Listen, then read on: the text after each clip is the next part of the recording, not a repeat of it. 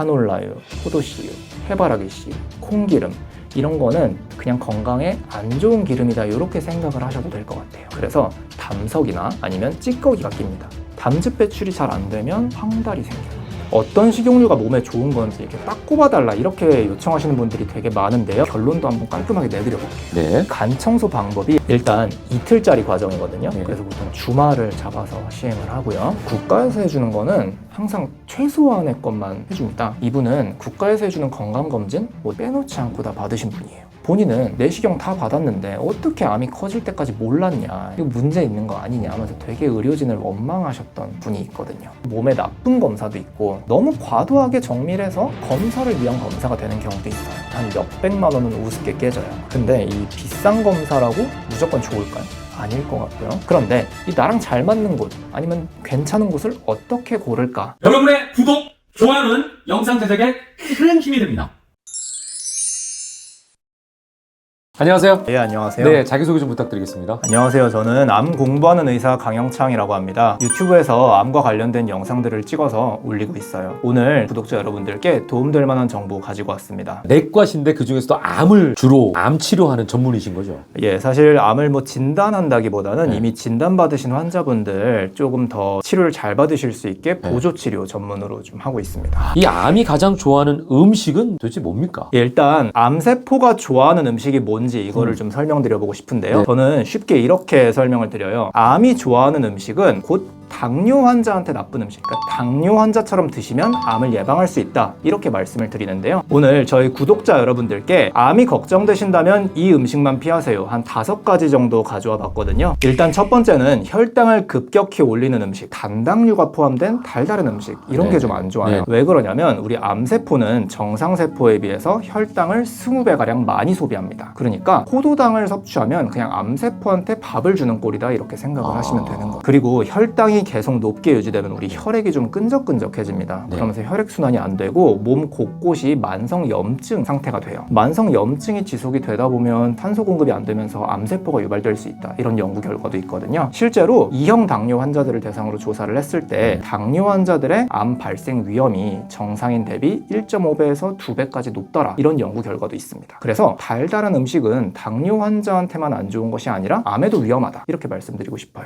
사실 당뇨는 그 자체로도 암의 발생 위험을 높일 수 있는 위험인자입니다. 두 번째는 저희 가공육, 그러니까 햄이나 소세지 같은 거 이런 걸 좀 말씀드려요. 사실 우리 일상생활에서 좀 일반적으로 먹는 음식이기도 하고 설 선물로 스팸 같은 거 많이 주지 않습니까? 예. 근데 되게 놀랍게도 이 가공육이 WHO에서 지정한 1급 발암물질이라고 해요. 실제로 우리 연구 결과를 보면 매일매일 50g 이상의 가공육을 섭취한 사람들의 네네. 대장암 발병 위험이 18%나 올라갔더라 이런 연구 결과도 있어요. 소고기나 돼지고기 같은 적생육도 대장암을 유발할 수 있는 위험 요인이긴 한데요. 이거를 가공을 하게 되면 더 안 좋은 발암물질들이 나옵니다. 조금만 더 자세히 설명해 볼게요. 예. 우리 소세지의 원료가 되는 고기들 보면은 붉은색이잖아요. 예. 근데 소세지 색깔은 분홍색이죠. 먹음직스럽게 보이려고 아질산 나트륨이라는 걸 첨가를 한 건데요. 이 물질이 고기에 있는 단백질이랑 반응을 하면서 니트로사민이라는 1급 발암물질로 바뀌어요. 그렇다 보니까 이 가공육 자체는 발암물질이다 이렇게 생각을 하시고 참 맛있긴 하지만 네. 조금씩은 줄여주시는 게 좋을 것 같습니다. 세 번째는 약간 의외일 수도 있는데 젓갈이에요. 젓갈 좀 드시나요 혹시? 젓갈 많이 먹죠? 그렇죠. 예. 네. 그리고 젓갈 좀 귀한 음식이기도 하잖아요. 예. 비싸고. 그런데 이것도 국제암연구소라는 기관에서 발암물질 등급을 나누는데 1등급에서 2등급 사이에 들어갑니다. 엄밀히 말하면 소금으로 염지한 생선은 1급 발암물질이고 예? 그 다음에 피클처럼 오래 보관해 놓은 야채, B군 발암물질로 돼 있어요. 그렇다 보니까 이 젓갈도 너무 많이 먹으면 암을 유발할 수도 있다 이런 연구 결과도 있는데요. 이 원리도 아까 저희 가공육이랑 비슷해요. 우리 젓갈 만들 때 소금을 좀 많이 넣잖아요. 그렇죠. 엄청 예. 넣죠. 왜냐면 저장을 오래 해야 되니까. 이 소금이 나쁘다기보다는 이 소금에 들어있는 아질산 나트륨 아까 말씀드렸죠? 이것도 마찬가지로 이제 반응을 하면서 니트로사민이라는 발암물질을 만들어요. 그럼 아나운서님 혹시 김치는 어떨 것 같으세요? 김치도 거기다가 소금을 다 뿌려서 절인 다음에 만드는 거잖아요. 사실 김치는 발암물질이라고 볼 근거는 아직은 없어요. 그런데 우리 그 남부 해안가 지방 김치 보면 젓갈 들어가잖아요.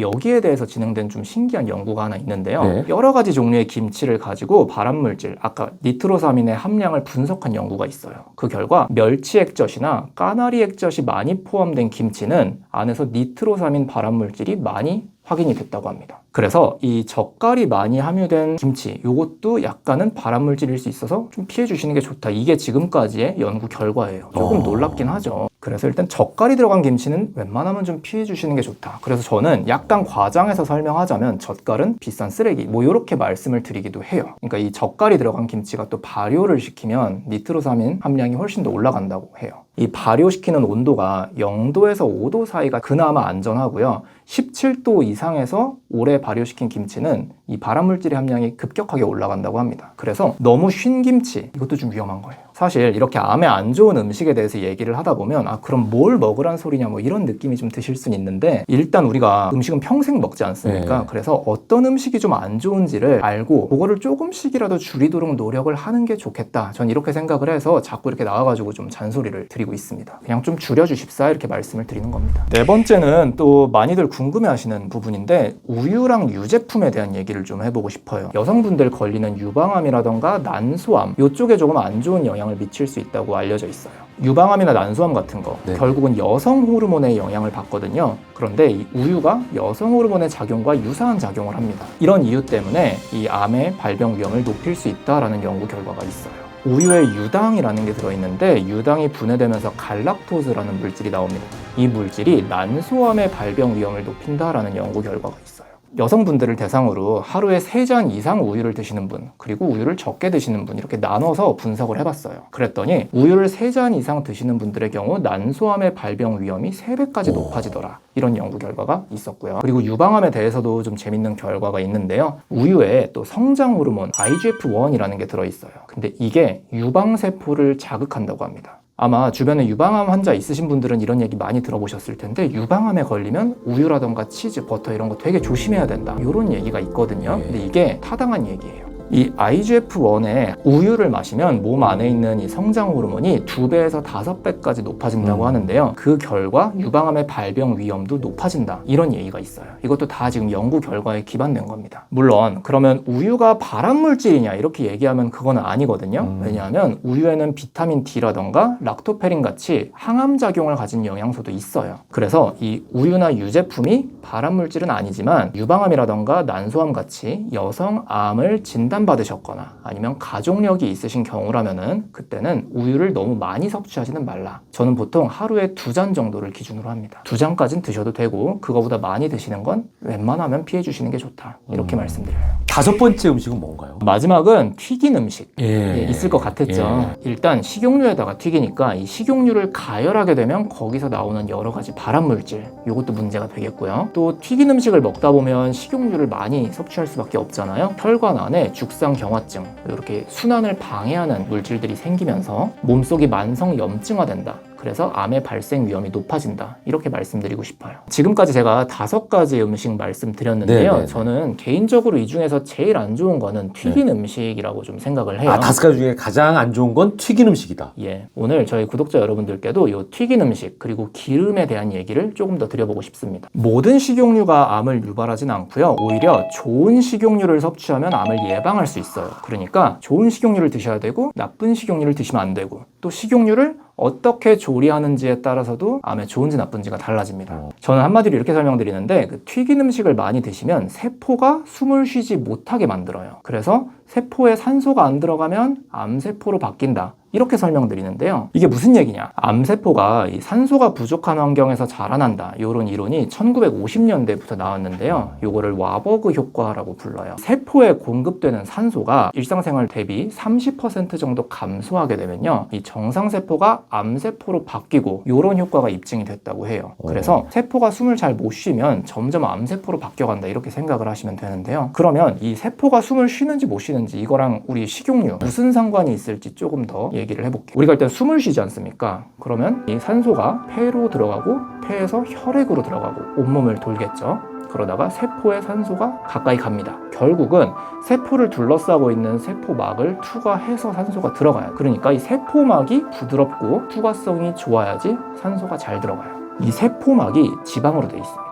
우리 몸에 한 70%는 물이다 뭐 이런 얘기 들어보셨죠? 네네. 세포도 물이거든요. 그러면 이 세포 모양을 딱 잡아놓기 위해서 그 겉에 지방으로 된 세포막이 싸고 있는 거예요. 물이랑 지방은 안 섞이잖아요. 예. 그렇다 보니까 세포막이 지방 형태를 이렇게 쫙 둘러싸서 세포 모양을 잡아줘요. 우리가 건강한 식용유를 많이 먹게 되면 이 세포막도 건강해진다 이렇게 생각하시면 되고요. 안 좋은 기름을 많이 섭취하면 세포막도 딱딱해지면서 점점 암세포로 바뀔 수 있다 이런 말씀을 드리고 싶은 거예요. 아니 그러면은 세포에 충분한 산소를 공급하려면은 진짜 식용유를 좋은 걸 먹어야 되겠네요. 식용유 종류가 또 원체 많기도 네. 하고 상황에 따라서 좋은 식용유도 있고 나쁜 식용유가 또 달라지기도 해요. 그렇다 보니까 오늘 좀 전반적으로 설명을 한번 드려야 될 것 같습니다. 그러면 이 건강한 식용유란 뭘까? 요거를 오늘 좀 설명드려보고 싶은데요. 지방이라는 게 뭔지 그리고 여기에 관련된 여러 가지 단어가 뭔지 개념 정리 조금만 하고 넘어가 볼게요. 네네. 일단 우리 지방이라고 하면 지방산, 글리세롤 요 두 가지가 붙으면 그걸 지방이라고 합니다. 그러면 아나운서님 혹시 뭐 오메가3, 네네. 오메가9, 네. 트랜스 지방 네. 들어는 보셨죠? 예. 근데 오메가3는 우리에게 꼭 필요한 지방이고 예. 트랜스 지방은 안 좋은 지방이고. 네, 걔네들이 정확히 어떻게 다른지 생각해 본 적은 있으세요? 그럼 모르죠. 그냥 오메가3는 좋다. 예. 트랜스 지방은 안 좋다. 예. 이렇게만 알고 있죠. 사실 그게 이제 정답이긴 한데요. 왜 그런 얘기가 나오는지를 조금 설명드려 볼게요. 예. 일단 제가 지금 말씀드린 단어들이 이 지방산의 모양에 따라서 다른 겁니다. 지방산은 쉽게 말하면 이렇게 일렬로 된 체인 형태거든요. 이게 몇 번 꺾여 있냐에 따라서 이 지방의 이름이 달라져요. 우리 화학적으로는 이중결합이란 게 형성되면 체인이 꺾이게 되거든요. 그래서 트랜스 지방이라던가 아니면 포화 지방 같은 경우에는 상온에서 고체 상태로 있어요. 왜 이러냐면 이 지방산 체인이 일렬로 돼 있기 때문에 차곡차곡 잘 쌓여서 그렇습니다. 식용유는 액체죠. 체인이 여러 번 꺾여 있어요. 그렇기 때문에 쌓이지 못하고 액체 형태로 존재하는 거예요. 쉽게 말하면 오메가9 같은 경우는 이 체인이 한 번 꺾여 있는 거, 오메가6는 두 번 꺾여 있는 거, 오메가3는 5번에서 6번 꺾여 있는 거, 요런 차이가 있다고 보시면 돼요. 얘네들이 우리 몸에 어떤 영향을 미치냐면 쉽게 말하자면 불포화 지방산이 몸에 좋다. 요렇게 일단 좀 요약을 해보고 싶어요. 아까 우리 세포막에 대한 얘기를 했잖아요. 네. 결국은 우리가 먹은 지방이 다 분해돼서 이 세포막의 성분으로 들어가거든요. 네. 그러면 여러 번 꺾여 있는 지방산이 들어갈수록 세포막이 더 부드러워져요. 요런 이유로 생각을 하시면 돼요. 쉽게 설명하자면 이런 개념이고요. 이 불포화 지방산 중에서 오메가3 그리고 오메가6 요 두 가지는 우리 몸속에서 합성이 안 되는 필수 지방산입니다. 오메가9은 부족하면 몸에서 만들 수 있어요. 그래서 항상 중요한 거는 오메가3 그리고 오메가6 이렇게 두 가지라고 저는 항상 말씀을 드려요. 그래서 얘기가 좀 복잡하긴 한데 한마디로 요약하자면 몸에 좋은 건강한 지방산 요것은 오메가3랑 오메가9이 높은 식용유 그리고 몸에 나쁜 식용유는 오메가6가 높은 식용유 이렇게 나눌 수 있어요. 그럼 오메가6가 많이 들어간 식용유는 안 좋은 거예요? 예, 맞습니다. 여러 가지 논문이나 아니면 뭐 유튜브 영상 같은 데서도 설명이 되어 있는데요. 오메가6가 높은 식용유를 섭취하게 되면 몸속의 환경이 염증성으로 바뀌고 암의 위험이 높아진다. 이런 연구 결과들이 되게 많아요. 오메가6는 오메가3에 비해서 덜 꺾여 있잖아요. 네. 그렇기 때문에 세포막을 딱딱하게 만들어요. 세포막이 딱딱해지면 아까 산소랑 영양소가 안 들어간다고 했죠. 네. 이러니까 전체적으로 여러 가지 질환들이 생길 수 있다고 설명을 드립니다. 요즘 뭐 한국인들 좋아하는 음식 하면 뭐 삼겹살 네. 뭐 이런 거 많지 네. 않습니까? 이렇게 튀긴 음식. 네. 아니면 요즘 식단이 서구화되면서 뭐 피자라던가 현대인들의 식단에서 우리가 섭취하는 오메가6 대 오메가3의 비율이 보통 15대 1이에요. 그러니까 우리가 신경 안 쓰고 먹으면 오메가6를 무조건 많이 먹을 수밖에 없는 환경이에요. 그래서 오메가3가 중요하다고 계속 강조를 하는 게 오메가3를 아무리 보충을 해도 모자란다는 얘기네요. 예, 다른 음식에서 오메가6가 엄청 들어오기 때문에 이 균형이 안 맞는 거예요. 그냥 일반 음식을 네, 드시면 네. 오메가6는 원 없이 드실 수 그러니까, 있는데 그러니까. 이게 건강에 안 좋다는 게 지금까지의 중론이에요. 더 복잡한 내용이 예, 있지만 예. 오메가3는 몸에 좋고 오메가6는 나쁘다. 일단 여기까지만 요약하고 다음 얘기를 좀 풀어볼게요. 자, 그러면은 우리가 먹는 기름 중에 좋은 지방과 나쁜 지방을 좀 꼽아주실 수 있을까요? 어떤 식용유가 몸에 좋은 건지 이렇게 딱 꼽아달라 이렇게 요청하시는 분들이 되게 많은데요. 필요하니까요, 저희. 예, 그쵸. 이게 한마디로 설명하기는 좀 어려운데요. 사실 인터넷 찾다 보면 뭐 카놀라유가 몸에 나쁘다 이런 얘기도 있고 예. 들기름이나 참기름으로 나물을 볶아 먹으면 안 된다 예. 이런 얘기도 있고. 올리브유가 좋다. 예. 이런 얘기 있고요. 근데 올리브유가 좋은데 올리브유로 튀김을 하면 또 안 좋다. 뭐 너무 복잡해요. 얘기가 너무 많아요. 네. 그래서 요거를 조금 이해하기 쉽게 설명을 해드리고 그리고 결론도 한번 깔끔하게 내드려 볼게요. 네. 어떤 기준으로 좋은 식용유를 판단하는지 기준 3개 한번 좀 꼽아봤거든요. 첫 번째는 우리 영양학적인 균형이라고 설명을 해요. 아까 앞에서 오메가6 대 오메가3의 비율, 요거를 이제 영양학적 균형이라고 저는 설명을 하고요. 거기에 더해서 식용유에 포함된 여러 가지 항산화 물질, 뭐 이런 것들도 포함합니다. 두 번째 기준은 식용유가 산패에 얼마나 잘 저항하는지, 가열을 해도 안정적인지, 이거를 말씀드리고 싶고요. 세 번째는 식용유를 어떻게 만들었는지 그 추출 과정도 중요하다고 생각을 합니다. 그래서 이 세 가지 기준으로 좋은 식용유, 나쁜 식용유 한번 구분을 해볼게요. 일단 저희 식용유를 고를 때 제일 중요하게 봐야 되는 게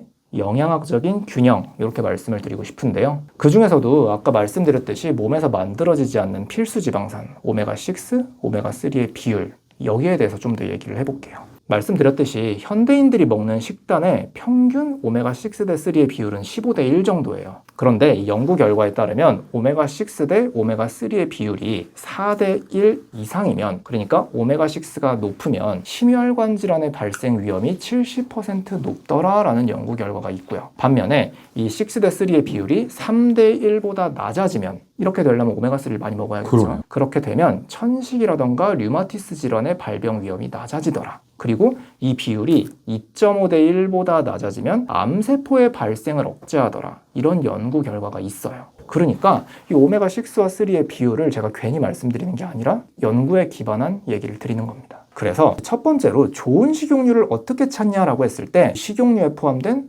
오메가3는 높고 오메가6는 낮고 그 다음에 오메가9는 있으면 좋고, 요렇게 생각을 하면서 찾아보면 될 것 같아요. 그러니까 영양 분석표를 보면 되나요? 예, 요건 인터넷에 검색하면 다 나와 있어요. 그 다음으로 중요한 건 식용유의 산패, 쉽게 말하면 기름이 상한다. 식용유가 산패되면 거기서 아크릴아마이드 아니면 벤조피렌 같은 발암물질들이 나오기 시작해요. 특히 우리 가열하는 요리, 뭐 네. 튀기거나 볶거나 이럴 때 식용유 많이 쓰잖아요. 네. 근데 식용유는 온도를 높이면 높일수록 기하급수적으로 발암물질이 많이 나옵니다. 일단 제가 드리고 싶은 말씀은 음식 중에서 특히 튀김은 조금 위험할 수 있다, 이런 말씀을 좀 드리는 거예요. 튀긴 음식을 어떻게 아예 안 먹죠? 그건 불가능하지 않습니까? 그쵸, 뭐 튀김을 안 먹고 살 수는 없는데 웬만하면 좀 줄이시고, 튀김을 먹게 된다면 이렇게 하시라, 이런 말씀을 좀 드릴 거예요. 튀김을 좀 건강하게 먹으려면은 또 네. 여기서도 세 가지 조건을 생각을 해봐야 되는데요.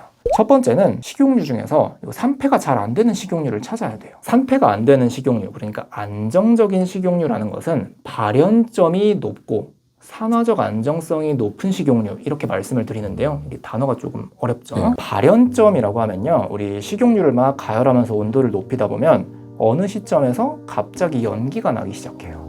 그게 이제 발연점인데, 이 발연점에 도달할 때부터 식용유에서 발암물질이 많이 나오기 시작합니다. 보통 튀김 요리를 할 때 온도가 180에서 200도 정도예요.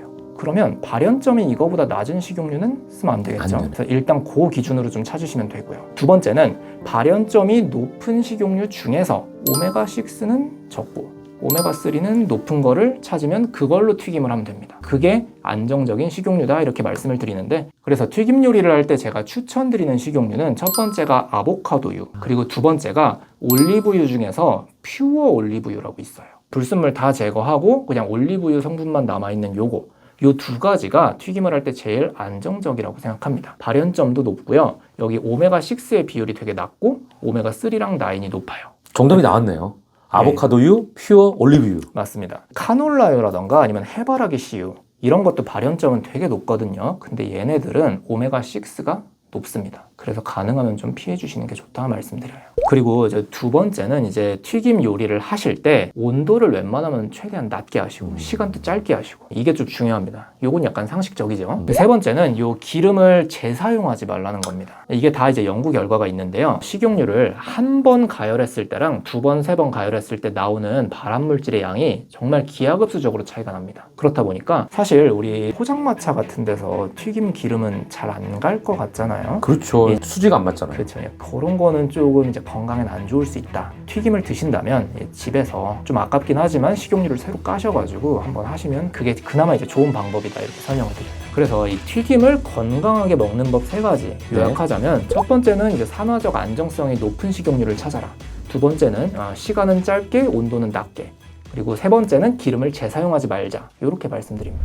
그리고 마지막은 이 식용유를 어떻게 추출했는지에 대한 얘기예요. 식용유도 이제 같은 재료에서 뽑아냈어도 어떻게 만드는지에 따라서 또 몸에 좋기도 하고 나쁘기도 해요. 한마디로 요약하자면 저온 압착유를 드셔라. 이렇게 말씀드리는데 이것도 단어가 조금 생소하죠. 일단 식용유를 어떻게 만드는지 생각을 해보면 압착유가 있고요. 정제유가 있어요. 압착유는 말 그대로 눌러 짠 거고요. 정제유는 화학요법을 통해서 뽑아낸 거예요. 느낌을 보면 압착유가 좋을 것 같죠. 근데 식용유 중에서 예를 들면 올리브유라던가 뭐 코코넛 오일, 아보카도유처럼 이 과육이 있는 데서 나오는 기름들은 압착유로 잘 만들어집니다. 근데 이 씨앗 있잖아요. 포도씨유, 해바라기 씨유, 카놀라유 이런 건 압착으로 잘 안 만들어져요. 그렇다 보니까 어쩔 수 없이 정제유가 될 수밖에 없고요. 이 정제유를 만들 때 유기용매라는 거를 쓰고 강산, 강염기가 엄청나게 들어갑니다. 만들고 나서 물론 이런 해로운 물질 다 제거를 하겠지만 그래도 미량 남아있을 수밖에 없다고 봐요. 그렇다 보니까 건강을 생각하신다면 압착유 쪽으로 좀 골라주시는 게 좋고요. 이 압착유에서도 고온에서 압착하는 게 있고 저온에서 압착하는 게 있어요. 고온에서 압착하면 고소한 향기가 나면서 기름의 풍미가 좀 살아납니다. 들기름이 그렇잖아요. 그렇죠. 그런데 세상의 이치가 그렇지만 맛있을수록 몸에는 좀 안 좋아요.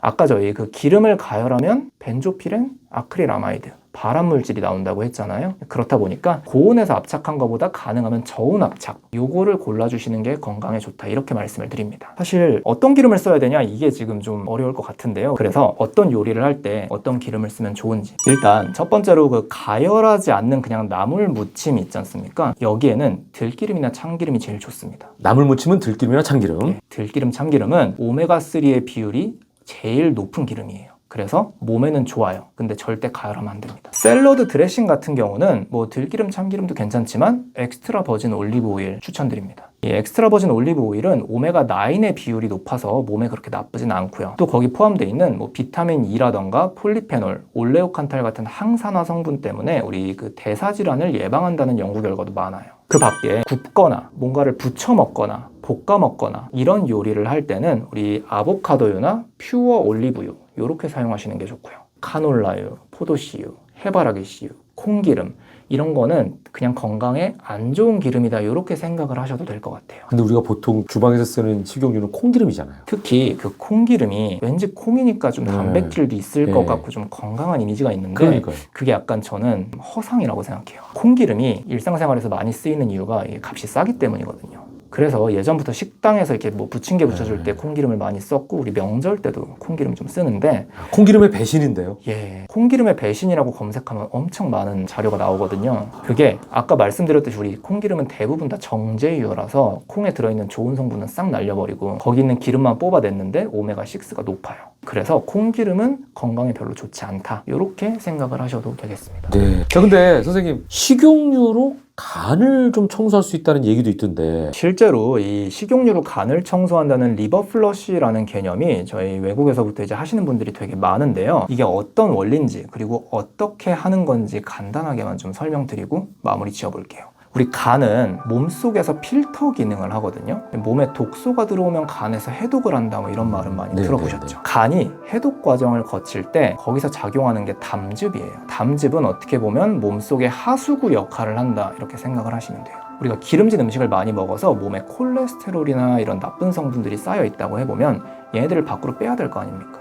그럼 이 역할을 담즙이 해줍니다. 그러면 이 콜레스테롤이 몸을 돌다가 다 담즙으로 모여서 그 다음에 이게 쓸개로 갔다가 담즙이 배출되면서 변으로 나와요. 이게 정상적인 흐름인데 이 계속 기름진 음식 먹고 아니면 외부에서 막 산화 스트레스 이런 걸 많이 받으시는 분들은 혈관도 안 좋을 뿐만 아니라 담즙이 지나가는 담도도 깨끗하지가 않아요. 그래서 담석이나 아니면 찌꺼기가 낍니다. 담즙 배출이 잘 안 되면 황달이 생겨요. 근데 황달이 막 몸이 샛노래지는 그런 황달 정도가 아니더라도 황달 수치가 조금이라도 올라가면 사람이 되게 피곤해지고 무기력하고 입맛도 없고 이런 증상들이 생기거든요. 그래서 식용유를 이용해서 이 간을 좀 청소할 수 있는 방법을 이 외국 사람들이 많이 하기 시작했어요. 간 청소 방법이 알려진 건 되게 여러 가지가 있는데 오늘 대표적인 방법 하나만 좀 소개를 하고, 일단 이틀짜리 과정이거든요. 그래서 보통 주말을 잡아서 시행을 하고요. 월화수목금은 그냥 일반식을 드시면 됩니다. 그리고 토요일 아침에 채식으로 하시고 그 다음부터 금식을 하시고요.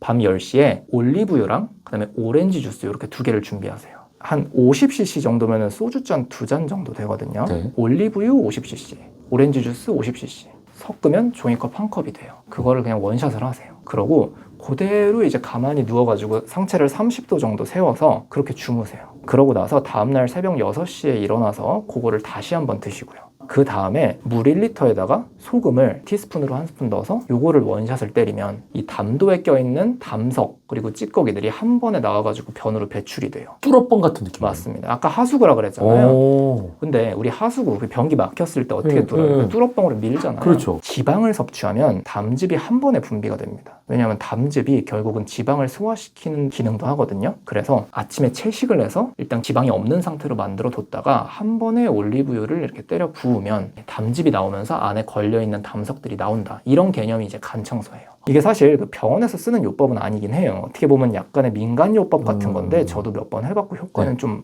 봤거든요. 평소에 좀 피곤하거나 기운 없거나 본인이 느끼시기에 내가 좀 간이 안 좋다 뭐 이렇게 생각하시는 분들은 한 번쯤 해보셔도 될 것 같고, 보통 권장드리는 주기는 처음에는 한두 달 간격으로 하시다가 한 2-번 하고 그 다음에 6개월 간격으로 한 번씩 해주시면 유지가 된다 뭐 이렇게 말씀하시는 분들이 많아요. 선생님 효과를 보셨다고 하니까 신뢰가 가네요. 저도 술을 좀 좋아해서 이렇게 술을 먹다 보니까 간 기능도 좀 안 좋을 수 있는데 간 청소 방법을 좀 쓰고 있습니다. 아, 예, 직접 체험하신 거니까 예. 믿겠습니다. 예. 자, 아무쪼록 오늘 암을 공부하고 또 열심히 진료를 하는 의사 선생님 입장에서 오늘 이렇게 암과 관련된 재미있는 식용유와의 연관성을 말씀해 주셔서 너무 감사합니다. 아, 예, 예, 감사합니다. 오늘 귀한 시간 내주셔서 고맙습니다. 감사합니다.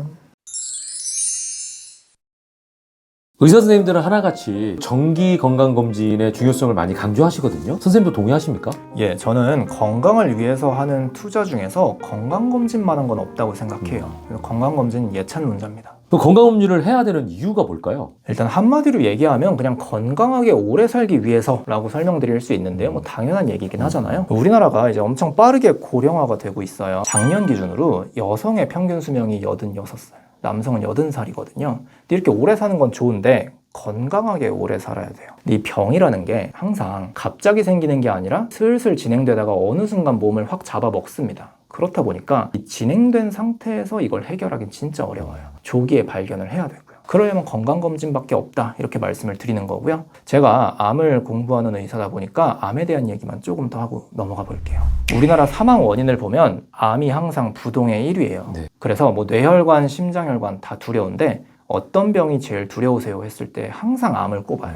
암이란 단어가 되게 기분이 나쁘고 또 죽을 병이라는 인식이 있긴 한데요. 저는 그렇게 생각은 안 해요. 요즘은 좋은 약들도 많이 나오고 치료법들도 좋아져서 암도 치료만 잘 받으면 또 길게 사시는 분도 많거든요. 그래서 암은 죽을 병이 아니라 만성질환이다. 전 이렇게 말씀을 드리고 시작을 해요. 우리 고혈압이나 당뇨 걸렸다고 죽진 않잖아요. 그렇죠. 그냥 꾸준히 음식 관리하고 생활습관 건강하게 하고 가끔씩 병원 가서 검사받고 약 드시고 이러면서 지내시잖아요.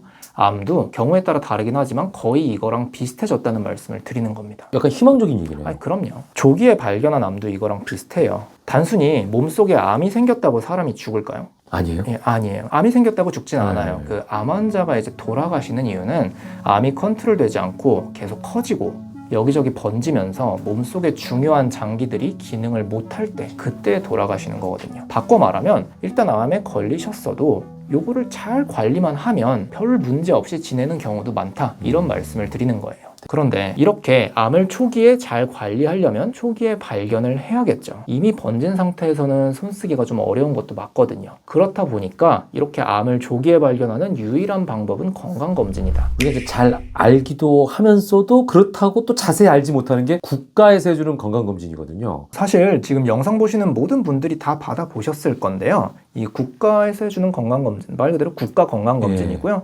이거 20살 이상의 전 국민 대상으로 다 하고 있는 겁니다. 기본적으로는 고혈압이나 당뇨, 고지혈증 같은 대사 질환이나 아니면 몇 가지 중요한 암에 대한 검사를 해주는 거예요. 그러면 이건 꼭 해야 되는 겁니까? 이건 의무사항이에요? 저는 국가 건강검진만큼은 꼭 하셔야 된다라고 생각해요. 국가 건강검진을 안 했을 때 받는 페널티도 있기는 하거든요. 그것도 조금 설명을 드려볼게요. 네. 일단 국가에서 건강검진을 시키는 이유는 뭘까요? 자, 국민들이 건강해야 국가 비용이 줄지 않을까요? 맞습니다. 네. 그래서 결국은 더 많은 분들이 건강하게 일을 하셔야 국가 경제도 발전하고 또 의료비 지출도 줄어드니까 이런 취지에서 한다라고 되어 있어요. 이렇게 써 있고요. 국가 검진을 받지 않았을 때 페널티가 아까 제가 있다 했잖아요. 우리나라에서는 그 납부하시는 보험료가 좀 적은 분들 대상으로 해서 암 진단을 받으시면은 이 치료비를 일부 지원해주는 제도가 있어요. 이거를 암환자 의료비 지원 사업이라고 부르는데 소득 수준에 따라 다르지만 보통 6대 암을 진단받으면 1년에 최대 300만 원 한도로 한 3년 정도 치료비를 지원해주는 제도가 있어요. 근데 이거는 국가 건강검진을 챙겨받고 여기서 암이 진단됐을 때 해주는 거고요. 요거 안 받고 다른 검사하다가 찾았다 이거 안 해줍니다. 근데 이거 말고 기본적으로 이제 우리 건강보험에서 해주는 혜택들이 있거든요. 예를 들어서 암에 진단받으면 산정특례라고 해서 본인 부담금을 5%만 내고 할 수가 있어요. 급여 진료에 대해서. 본인의 건강도 한번 체크해보고 암이 발생했다라고 하면 국가에서 지원도 받고 일석이조네요. 그렇죠. 그래서 안 할 이유는 전혀 없는 그런 검사라고 생각합니다.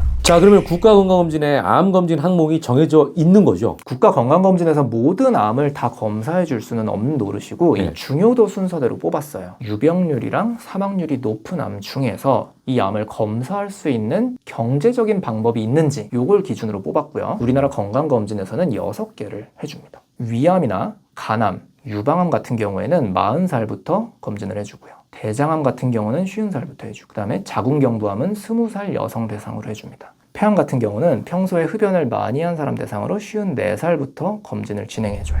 그럼 이 항목들만 검진하면 돼요? 아니면은 이게 좀 모자라서 추가적으로 다른 검사도 해야 되는 겁니까? 국가에서 해주는 거는 항상 최소한의 것만 해줍니다. 그래서 이 국가 건강검진만 믿고 있으면 다른 암들을 놓칠 가능성도 있어요. 제가 만나 뵀던 환자분 예시 하나 좀 들어보려고 하는데요. 저는 지금 암 진료를 받으신 다음에 이제 보조적인 치료를 원하시는 분들을 진료하는 병원에서 일하고 있어요. 췌장암 3기를 진단받으신 남성분이 오셨는데요. 이분은 국가에서 해주는 건강검진, 내시경 빼놓지 않고 다 받으신 분이에요. 그런데 갑자기 배가 아파서 병원 갔고 CT를 찍었더니 췌장암 3기인 거예요. 본인은 내시경 다 받았는데 어떻게 암이 커질 때까지 몰랐냐, 이거 문제 있는 거 아니냐 하면서 되게 의료진을 원망하셨던 분이 있거든요. 그런데 이분 같은 경우는 정작 췌장암을 찾을 수 있는 검사는 안 하셨던 거예요. 그렇다 보니까 국가 건강검진은 꼭 받으셔야 되는 게 맞지만 이건 최소한의 검사고 건강에 신경을 쓰시는 분들은 몇 가지를 추가로 하셔야 된다. 이렇게 말씀드리고 싶어요. 보통은 국가 건강검진 하는 의료기관에서 다른 검진들도 대부분 다 가능합니다. 그래서 그거 받으러 가셨을 때 그냥 추가로 몇 개 더 하시는 게 좋다. 이렇게 설명을 드려요. 건강검진 저도 받아봤지만 너무 많거든요. 건강검진 베스트 5와 워스트 5 골라줄 수 있을까요? 그럼요. 제 지인분들도 건강검진 받을 때 도대체 뭘 받아야 되냐 뭐 이런 질문을 많이 하시고요. 새로 이게 회사 입사하는 경우에 회사에서 복지 차원으로 또 건강검진을 해주는 경우도 있거든요. 그때 항목은 이만큼 있는데 그 중에 한 2개만 해주겠다 이런 경우가 있어요.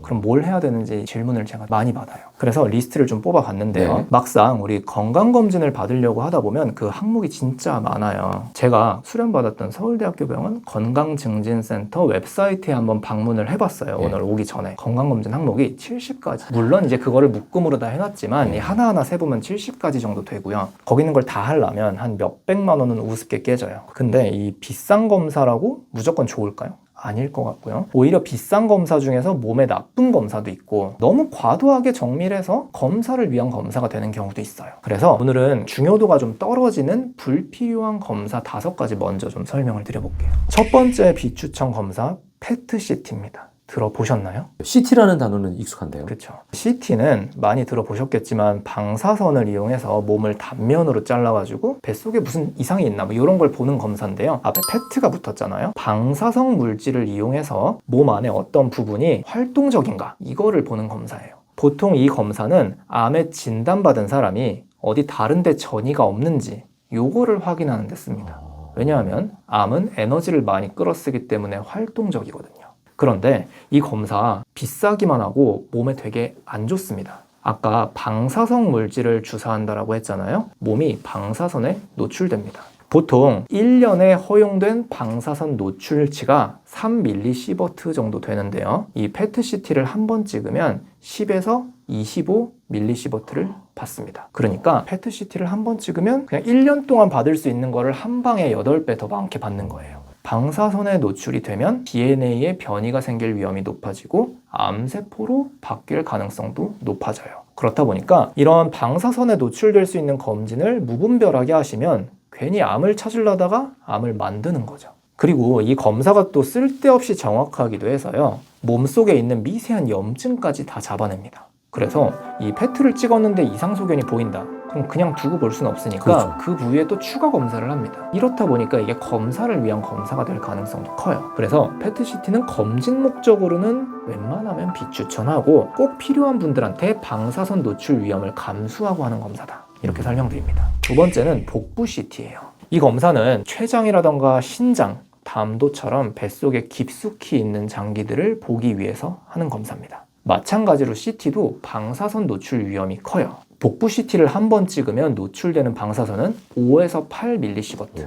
이것도 높네요. 1년 허용치보다 2.5배. 높죠. 거기다가 배 안에는 장기들이 복잡하게 엉켜 있어요. 그래서 그냥 CT를 찍으면 아무것도 안 보이고요. 조영제라는 걸 써야 됩니다. 근데 이 조영제가 콩팥에 독성을 가질 수 있어요. 그래서 별 이상이 없는 사람한테 방사선도 쬐고 콩팥에 안 좋은 물질도 주사를 하면서까지 이걸 해야 되냐 이렇게 생각을 하면 저는 좀 과하다고 생각하고요. 다만 검진 목적으로 복부 CT를 권고하는 경우도 있기는 해요. 60살 이상이거나 아니면 아까 말씀드린 담도암이나 신장암이나 췌장암이나 이런 가족력이 있으신 분들의 경우에는 주치의랑 상의하에 해보시는 거는 도움이 될 수 있어요. 하지만 이런 암들이 젊은 나이에 막 생기는 건 아니어서 한 20대, 30대 아니면 40대인데 걱정된다고 의미 없이 복부 CT를 막 2년에 한 번씩 찍고 이런 건 안 해주셨으면 좋겠습니다. 세 번째는 뇌 MRI인데요. 특히 뭐 치매가 걱정되거나 아니면 머리가 자꾸 아프다 뭐 이런 이유로 MRI를 찍으시는 분들이 좀 있는 것 같아요. 저도 좀 걱정스러워서 한번 찍어볼까 생각 중이에요. 그런데 뇌 MRI는 보통은 뇌경색, 중풍이라고 부르는 거 아니면은 뭐 뇌에 생긴 종양 아니면 치매가 좀 진행됐을 때 이런 거를 진단하기 위해서 시행하는 검사고요. 보통 내가 좀 기억력이 떨어졌다 아니면은 머리가 좀 아프다 이래가지고 찍었을 때는 대부분은 아무것도 안 나옵니다. 물론 MRI는 CT처럼 방사선 노출 위험은 없어서 하신다고 몸에 나쁘지는 않아요. 그런데 MRI는 기본적으로 CT보다 비용이 조금 나가거든요. 그래서 뭐 걱정이 되신다고 이 검사를 막 자주 하실 필요는 없지만 경제적으로 뭐 크게 부담이 안 되신다면 뭐 해보실 수는 있다.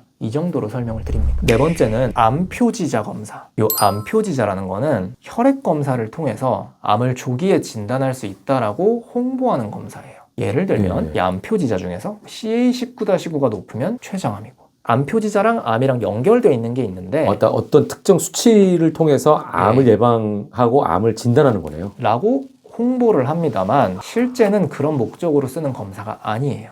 이런 암 표지자는 일단 암을 진단받은 분들이 꾸준히 추적 관찰을 할 때 계속 CT를 찍을 수는 없으니까 그 사이사이에 확인하기 위해서 하는 추적 관찰용이에요. 단지 암이 걱정된다는 이유만으로 그냥 암 표지자 검사를 했고 수치가 높다고 대학병원에 오시는 분들이 무진장 많은데요. 대부분은 아무 이상 소견도 없이 그냥 집으로 돌아갑니다. 그래서 암 표지자 검사는 뭐 해보셔도 좋지만 꼭 필요한 검사는 아니다. 이렇게 말씀을 드리고 있어요. 마지막은 심장 초음파입니다. 네네네. 초음파, 그러니까 소리를 이용해서 심장이 잘 뛰는지를 확인하는 검사인데요. 심초음파는 심장이 잘 안 뛰니까 심부전 아니면 선천성 심기형이 있는 분들 아니면은 막 큰 수술을 앞두고 있는데 원래부터 고혈압이나 다른 병이 있었다 이런 사람들한테만 하는 제한적인 검사고요. 이것도 그냥 심장이 좀 걱정돼서 한번 찍어볼까 해서 찍으면 아무것도 안 나오는 경우가 거의 대부분이긴 해요. 물론 초음파도 몸에 나쁜 건 아니니까 뭐 한번 해보셔도 좋지만 그렇게 중요한 검사는 아니다 이렇게 말씀드리고 싶어요. 자, 그럼 반대로 이제 너무 궁금합니다. 꼭 해야 되는 베스트 5는 뭔가요? 일단 첫 번째 제가 제일 좋아하는 검사기도 한데요. 복부 초음파입니다. 초음파는 제가 앞에도 설명드렸잖아요. 소리를 이용해서 반사되는 정도의 차이를 봐가지고 안쪽에 뭐가 있는지를 보는 겁니다. 우리 뱃속에 장기가 많잖아요. 그 중에서 아까 말씀드렸던 막 신장암이라던가 췌장암, 담도암, 무서운 암들을 복부 초음파로 대부분 다 확인할 수 있어요. 그런데 초음파는 우리 임산부한테도 쓰거든요. 안전한 검사예요. 그렇다 보니까 이 검사 같은 경우는 우리 2년에 한 번씩 국가 건강검진 받으실 때 그냥 비용 내고 추가로 하시는 게 좋고요. 검진 목적으로 하는 검사들은 다 비급여예요. 그런데 경우에 따라서 다르긴 하지만 우리가 증상이 있어서 진단 목적으로 하는 검사는 또 건강보험에서 적용이 되는 경우도 있어요. 그렇다 보니까 혹시 뭐 다른 증상이 느껴지거나 하신다면은 예를 들어 배가 아프다던가 뭐 속이 쓰리다던가 그러시면 뭐 근처에 있는 내과 가셔가지고 복부 초음파 검사 한번 해보시는 것도 좋을 것 같아요. 저는 개인적으로 2년에 한 번씩은 하시는 걸 권장드립니다. 꿀팁이네요. 두 번째는 갑상선 초음파입니다. 갑상선암은 은근히 젊은 나이에 많이 발견되는 암인데요. 갑상선암이 또 조기에 발견하면 예후가 되게 좋습니다. 갑상선암의 5년 평균 생존율이 100%를 넘는다, 그런 얘기가 있거든요. 갑상선암을 조기에만 발견하면 대부분 다 완치가 되는데 오히려 진단받은 사람들이 건강에 염려증이 생겨서 더 관리를 잘하다 보니까 오래 사는 거예요. 근데 이제 요즘에 젊은 나이에 많이 확인이 되기도 하고, 그래서 저는 갑상선 초음파는 4년에 한 번씩은 받아주시는 걸 권장드리고 있어요. 세 번째는 뇌 MRA 검사입니다. MRI랑 MRA의 차이는 뭘까요? I가 A로 바뀌었네요. 그렇죠. MRI랑 같은 기계를 사용하는데 MRA 검사는 그 찍는 방법이 달라요. 그래서 뇌 안에 있는 혈관을 중점적으로 보는 검사입니다. 요거는 좀 의미가 있어요. 왜냐하면 MRA 검사는 뇌에 있는 동맥을 확인해서 뇌동맥류라는 질환을 미리 찾을 수가 있어요. 뇌동맥류는 뇌에 있는 동맥이 우리 풍선처럼 부풀어 오른 거예요. 언젠가 터질 수 있는데요. 위험하죠. 전체 인구의 2에서 3% 정도가 가지고 있다고 하는데 이게 전혀 증상이 없어요. 그러다가 어느 순간 터지면 3명 중에 2명은 사망해요. 엄청 무서운 시한폭탄이 머릿속에 있을 수도 있다는 건데 치명적이네요. 이 뇌동맥류를 조기에 찾을 수만 있다면 되게 간단한 시술로 예방할 수가 있거든요. 코일 시술이라고 해서 이 혈관을 타고 들어가서 그 뇌혈관 부풀어 오른쪽에다가 코일을 넣어놔요. 그럼 그쪽으로 압력이 안 걸리면서 혈관이 터지는 걸 예방해 줍니다. 근데 만약에 혈관이 터지면 뇌출혈이거든요. 그럼 이제 그 신경외과에서 이게 머리 열고 하는 그 수술을 해야 돼서 그거에 비하면 상대적으로 간단한 시술이긴 하죠. 이 뇌동맥류는 은근히 젊은 나이에 발견되는 경우도 많습니다. 그래서 저는 한 30대 넘어가는 시점에 평생에 한 번 정도는 해주시는 게 좋다, 이렇게 설명을 드리고 있어요. 네 번째는 경동맥 초음파입니다. 경동맥은 말 그대로 목에 올라가는 이 동맥인데 이 경동맥의 건강 상태가 심장 그리고 뇌 건강이랑 되게 밀접한 관련이 있어요. 만약에 이 경동맥 초음파를 했는데 혈관벽이 딱딱하거나 안에 뭐 콜레스테롤 찌꺼기가 보인다, 이럴 경우에는 여기에 대해서 조기에 조치를 하면 심장혈관 질환, 뇌혈관 질환도 조기에 예방을 할 수가 있어요. 그래서 이 경동맥 초음파 같은 경우에는 40대 넘어가면서부터는 해주시는 걸 권장드리고요. 보통 간격은 한 4년 정도 말씀드립니다. 마지막으로는 우리 기본적인 혈액 검사 그리고 소변 검사예요. 별거 아닌 것 같긴 한데 가장 기본 검사라고 생각되는데. 그렇죠. 근데 이제 마지막에 말씀드린 이유가 사실 이게 제일 중요해요. 이 혈액 검사, 소변 검사만 해도 머리끝부터 발끝까지 무슨 이상이 있는지 대충은 알 수 있거든요. 그렇다 보니까 저는 가능하다면 한 6개월에 한 번 정도는 피 검사해 주시는 게 좋을 것 같고요. 이걸 하려고 병원에 가시는 건 번거로울 수 있지만 다른 약을 받거나 아니면 감기 걸렸거나 이래서 가셨을 때 한 번쯤은 검사를 해보시는 게 좋아요. 기왕 검사를 하실 거라면 금식 해야 되잖아요. 그렇죠. 그 금식은 우리 당뇨랑 고지혈증이 있는지를 정확히 보기 위해서 하는 거니까 기왕 검사하시는 거 금식까지 지켜서 가시면 좋을 것 같습니다. 자, 이렇게 해서 건강검진 베스트 그리고 워스트 5가지씩 뽑아주셨는데요. 마지막으로 건강검진을 잘 받을 수 있는 팁이란 게 있습니까?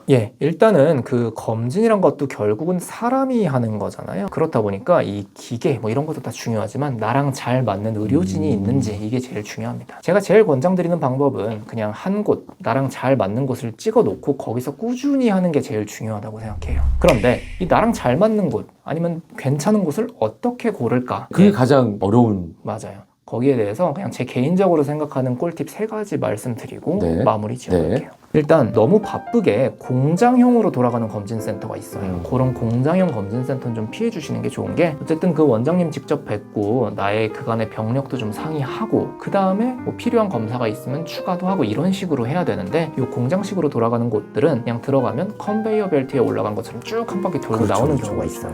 이런 곳들은 저는 좀 피해 주시는 게 좋지 않을까 생각은 하고요. 두 번째는 이 병원에 의료진 프로필이 다 잘 나와 있는지 이거 한번 찾아보시고, 그래도 이제 검진 같은 경우는 내과나 아니면 영상의학과 전문의가 잘 하니까요. 이런 전문의 선생님들 계시는지도 한번 보시는 게 좋을 것 같아요. 마지막으로는 검진 시기도 좀 중요한데요. 아무 때나 하는 거 아니에요? 물론 뭐 아무 때나 할 수는 있지만 이것도 결국은 사람이 하는 거고, 너무 바쁘면 놓치는 경우가 생겨요. 특히 내시경이나 초음파 같은 건 사람이 직접 갖다 대고 하는 거기 때문에 그 자리에서 못 보면 그냥 놓치거든요. 그래서 너무 바쁘게 돌아가는 건 피해 주셔야 되고, 검진 성수기인 11월, 12월은 피해 주시라, 이렇게 말씀드립니다. 자, 암을 공부하는 암 전문의로서 암 환자분들이나 암을 걱정하고 계신 분들께 마지막으로 한 말씀 해주시겠습니까? 암 전체를 평균 냈을 때 5년 평균 생존율 몇 퍼센트 정도 될 것 같으세요? 2022년 기준으로 72%예요. 꽤 높네요. 수치가 꽤 높아요. 네. 근데 이게 예를 들면 우리 만성 콩팥병 말기 환자의 5년 평균 생존율은 39%거든요. 그러니까 어떻게 보면 암이 죽을 병이 맞나? 뭐 이런 약간 생각이 들 수도 있어요. 하지만 아무리 기술이 발달했다고 해도 아직은 불치병이 맞고요. 암은 희망적인 병이 맞지만 그렇다고 우습게 알면 안 되는 병이에요. 그리고 암에 일단 진단이 돼버리면 절대로 그 전후로는 못 돌아갑니다. 그래서 저는 그 평소에 그냥 건강한 식습관, 생활습관 잘 챙겨주시고, 그리고 제가 오늘 말씀드린 건강검진 잘 챙겨주시고, 이런 것들이 중요하다고 생각합니다. 야, 오늘 정말 그 암에 대해서 우리가 몰랐던 부분까지 세세하게 말씀해 주셔서 너무 감사합니다. 고맙습니다. 감사합니다.